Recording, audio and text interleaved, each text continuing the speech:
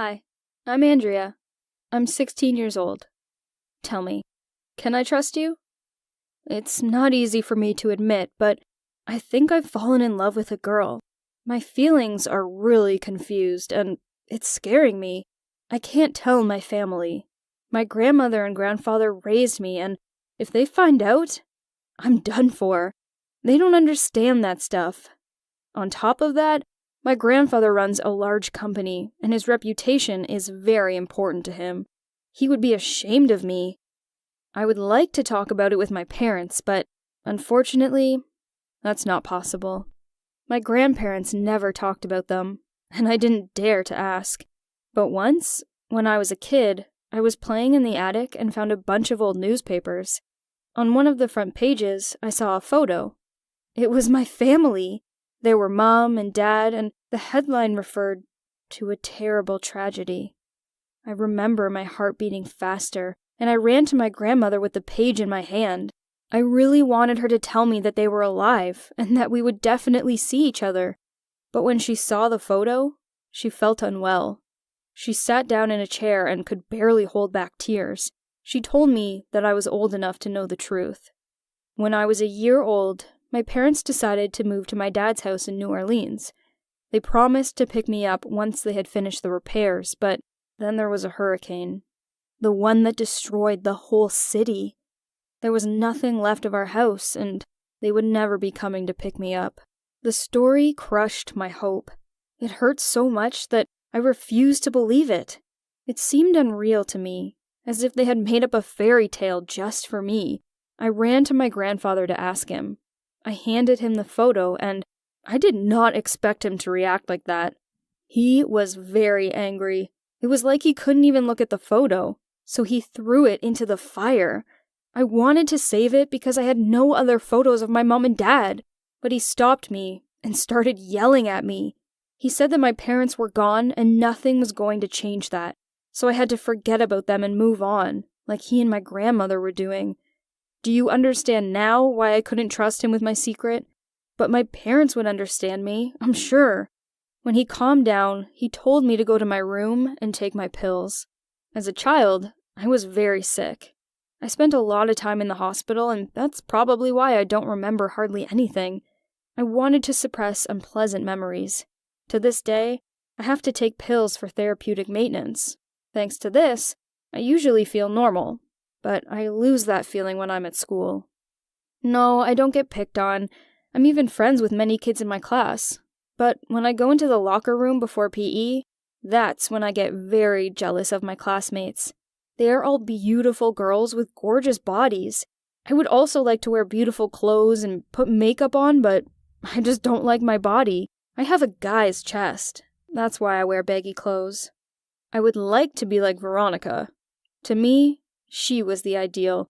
When she would dance in the cheerleading squad, I couldn't take my eyes off her. Just like now, as she put lipstick on. I tried to do it quietly because I had reasons for it. Looks like it's time to reveal my secret. When we were 13, we were best friends. We trusted each other with all of our secrets, and she would often stay the night at my house. When we would stay up late, she would sleep in my bed, and we would talk. In my dreams, I would hug her and feel so good. If only I had known what it would lead to. One morning, I woke up, and Veronica was gone. It turned out that my grandfather had caught us together and kicked her out. He said that my friends had to sleep in the guest rooms, and since I broke the rule, I couldn't bring anyone home again. It was so unfair. All girls do that when they spend the night. Only now do I know why he got so angry. After that, Veronica even stopped talking to me. It really hurt my feelings. I couldn't stop thinking about her, so I started fantasizing about us together, about how we used to spend time together. Gradually, my fantasies began to change. I wanted to hold her hand, hug, and one time, I even caught myself wanting to kiss her. It seemed so wrong. I was supposed to like boys. When I was at home, I felt like my grandfather saw right through me. I was so afraid that he would figure it out. But something much worse happened. I tried to distract myself from painful memories because it was a very important day for me. That day, the basketball team was having tryouts, and it was my chance. The only problem was that it was the boys' team. The guys would be against a girl on their team, so I had to impress them. Plus, I knew that Veronica would be watching, and I wanted to win her over. I convinced the guys to let me out on the court. I was extremely nervous and almost dropped the ball, but once the game started, I felt comfortable. I played hard, right along with them. I even knocked one of them down as I scored a basket. After the game, they told me that they weren't expecting that from a girl. I had played like a guy. I wasn't even expecting that from myself. But I made the team. I was so happy, but it didn't last long. The next day, I went to practice. I had a new uniform in my hands. I wanted so badly to try it on, but suddenly, the coach stopped me. He took my uniform from me and said that I would not be playing on his team. When I asked why, he told me that I had to say that I was sick and shouldn't be playing sports. My grandfather had called him and told him everything. I was in shock. I was so incredibly upset that I burst into tears in front of everyone and ran away. I was sobbing in the locker room and couldn't calm down.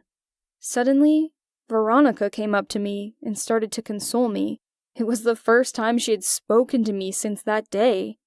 She didn't know why I needed basketball anyway. Then, I wiped my tears away and decided to confess to her. I told her I wanted to join the team for her. She liked basketball players, and I wanted her to like me more than anything. She was confused. Then, I gathered all my courage and kissed her. It was the best feeling in the world. I forgot all about the pain that I had experienced. But then, my worst nightmare came true. She slapped me and pushed me away, and then she told me that she now understood why my grandfather had told her to stay away from me. She left the locker room, and I sat there, holding my cheek. What was I thinking? Now she would hate me. I had to figure out what was happening. What was wrong with me? I came home in tears. I was hysterical and couldn't stop. I immediately went to my grandparents and demanded answers. I wanted to know what my grandfather had told Veronica and my coach, and why all these strange things were happening to me. Then they looked at each other and told me that they would explain everything. What I heard next changed my life. They told me that their daughter had always wanted a beautiful wedding and a child. She really wanted a girl. When she turned 18, she immediately got married and became pregnant. Her parents were beside themselves, but their daughter was so happy. Everything changed when the child was born because it was a boy. Something terrible had happened to him. He had some anomalies in his sexual characteristics, and then his mother decided that it was just a mistake. She had birthed a daughter, just in the wrong body. She wanted the doctors to perform corrective surgery. She was simply obsessed with the idea, and she had enough money. The husband couldn't stand it, and just left. And the grandparents found out too late. So there I was. So that's why I had been taking pills all my life. They were female hormones.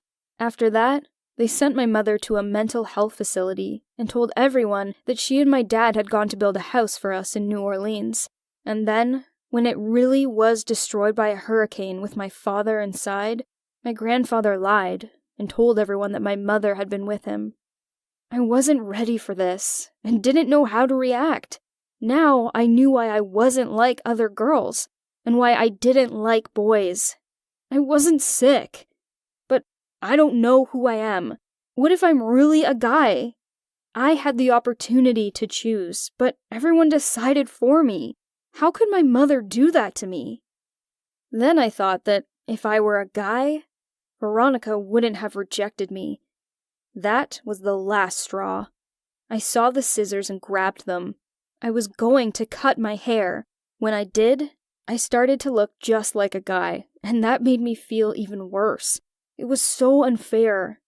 I felt like I would be alone forever.